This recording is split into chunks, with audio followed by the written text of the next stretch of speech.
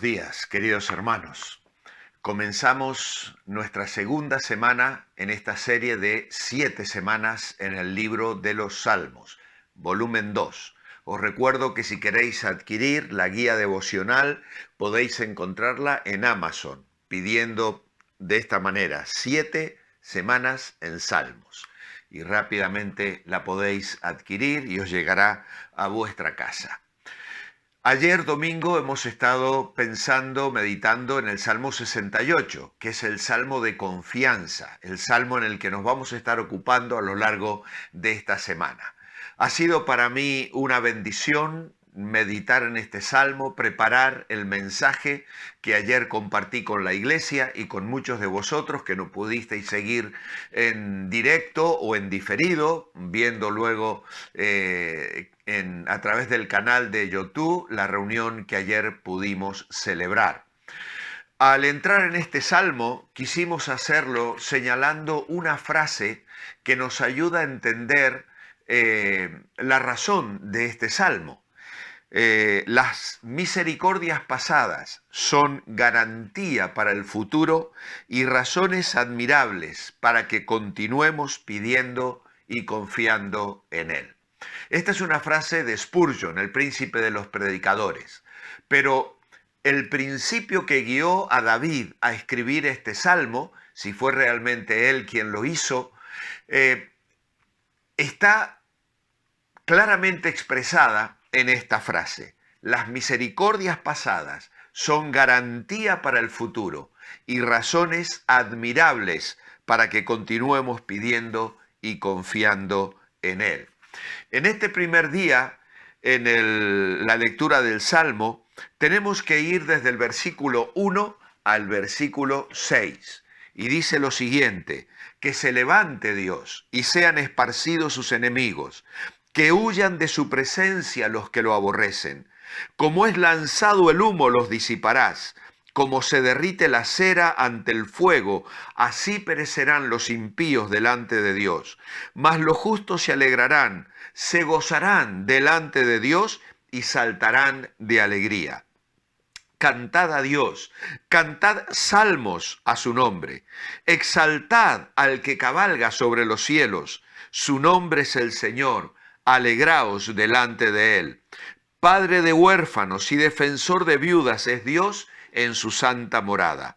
Dios hace habitar en familia a los desamparados, saca a los cautivos a prosperidad, mas los rebeldes habitan en tierra árida. Ayer en la introducción dijimos que el Salmo 68 nos dicen los traductores bíblicos que es el salmo más difícil de traducir. Tiene una forma de expresión muy complicada,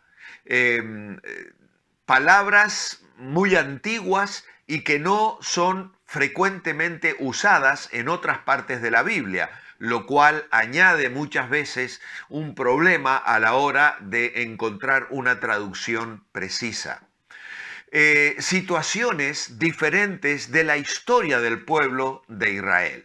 Pero claro, la forma en que comienza esta primera estrofa nos recuerda el clamor, la oración de Moisés que encontramos en Números capítulo 10,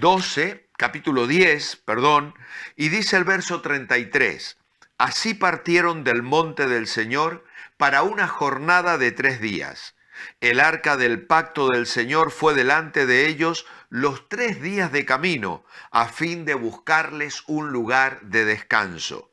Desde que salieron del campamento, la nube del Señor iba sobre ellos de día. Cuando el arca se movía, Moisés decía, levántate, Señor, que sean dispersados tus enemigos y huyan de tu presencia los que te aborrecen. Y cuando ella se detenía, decía, descansa, Señor, entre los millares de Israel. En el comentario que encontramos en nuestro devocional, se nos habla de esa experiencia de Israel en el desierto, llevando consigo el arca del pacto, símbolo de la presencia de Dios, y Moisés, cuando iba a comenzar la jornada, oraba de esa manera, levántate, oh Señor, y sean dispersados tus enemigos y huyan de tu presencia los que te aborrecen. Podemos ver que David comienza este salmo de una manera prácticamente idéntica. Por supuesto, en la mente de todos los que oyeran y leyeran aparecería la referencia al desierto, al arca, a Moisés y a la conquista de la tierra prometida.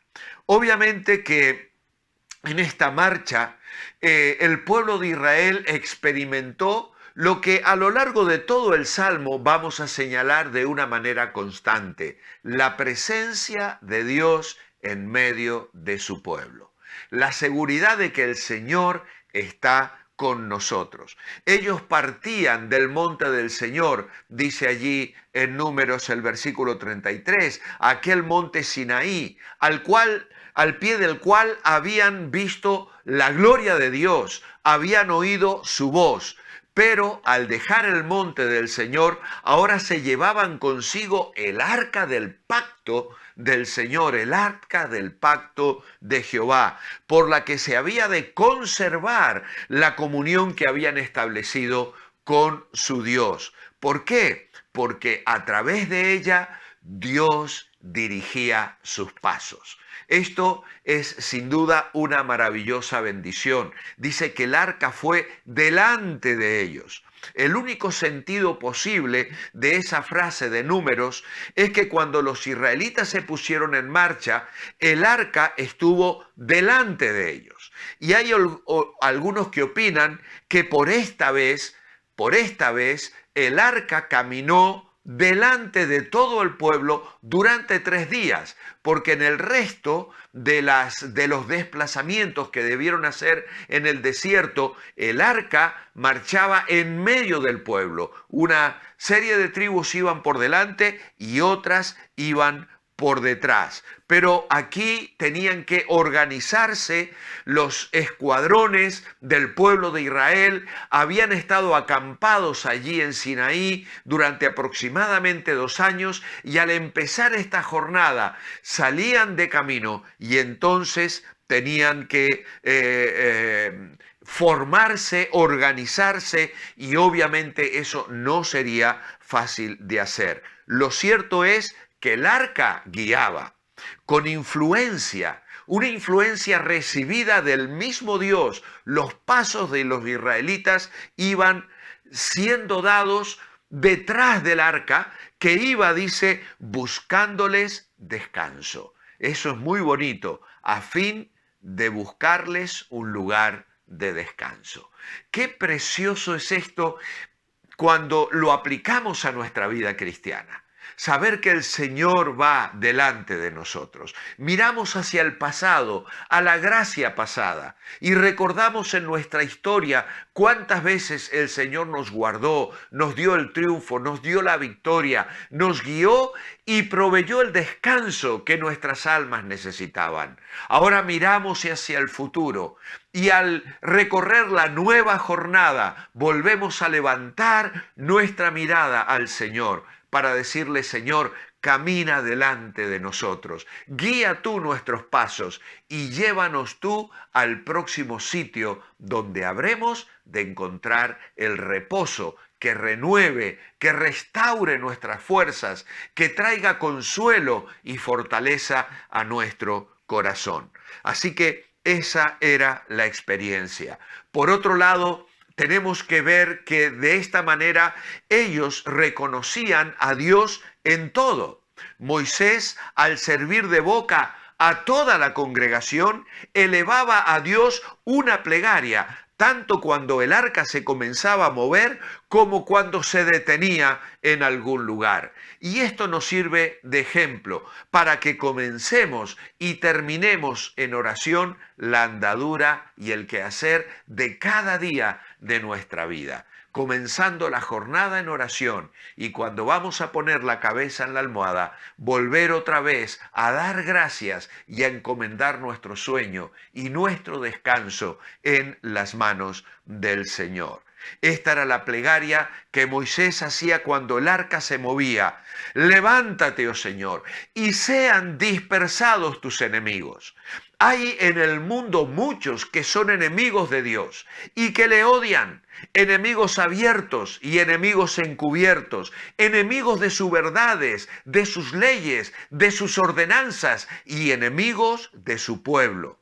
Ahora, Dios nos da la victoria, la dispersión y derrota de los enemigos de Dios es algo que todos los hijos de Dios hemos de anhelar y hemos de esperar con fe y con confianza, teniendo en cuenta que la derrota más deseable para un enemigo de Dios, ¿sabéis cuál es? La que se produce cuando el Espíritu Santo los derriba y los humilla con una profunda convicción de pecado, para que haya una respuesta de arrepentimiento y pase a ser así amigo de Dios y hermano nuestro en la fe del Señor.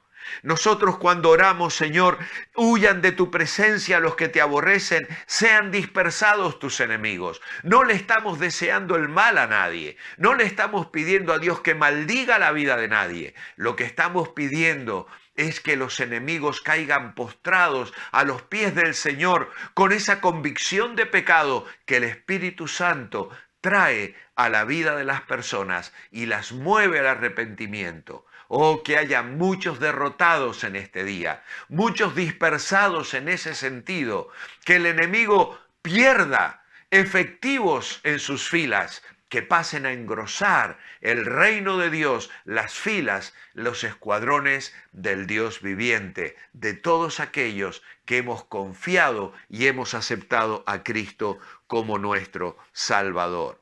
Había también otra plegaria que Moisés elevaba cuando el arca se detenía y decía: vuelve, oh Señor, a las miríadas de millares de Israel. Esto es, a las familias de Israel. Qué bonito es saber que el Señor habita en nuestros corazones, en nuestras familias, que somos parte de su pueblo, que somos parte del ejército poderoso del Señor, de aquel ejército del cual Elías clamó cuando fue arrebatado al cielo: carro de Israel y su gente de a caballo. Somos parte del ejército de Dios, le pertenecemos a Él, luchamos en sus filas y nos vestimos de la armadura cristiana de la que habla Pablo en Efesios 6 para librar esa batalla y alcanzar la victoria en el nombre del Señor. El Salmo 68 va a estar haciéndonos reflexionar en distintas situaciones del pueblo de Dios, historias que marcaron sus vidas y que alimentaban su fe para seguir viviendo su vida bajo el cuidado de Dios. Es lo que vamos a estar haciendo nosotros esta semana, repasando esos detalles y encontrando en esos ejemplos desafíos y ánimo para ir adelante en nuestra vida cristiana. Nuestra oración esta mañana es: amado Padre, gracias te damos porque estás con nosotros. Gracias te damos porque guías nuestros pasos. Al comenzar cada día podemos encomendarnos a ti sabiendo que no nos has de abandonar. Y Señor, que al recorrer hoy esta jornada sintamos tu presencia, allanes el camino, nos guíes a la victoria, de modo tal que al caer el día podamos descansar con gratitud y alabanza y encontrar la paz que viene de haber vivido bajo tu guía y tu dirección. En tu nombre, amén. Que el Señor os bendiga. Mañana martes seguimos con más de este precioso Salmo 68. Manteneos bendecibles.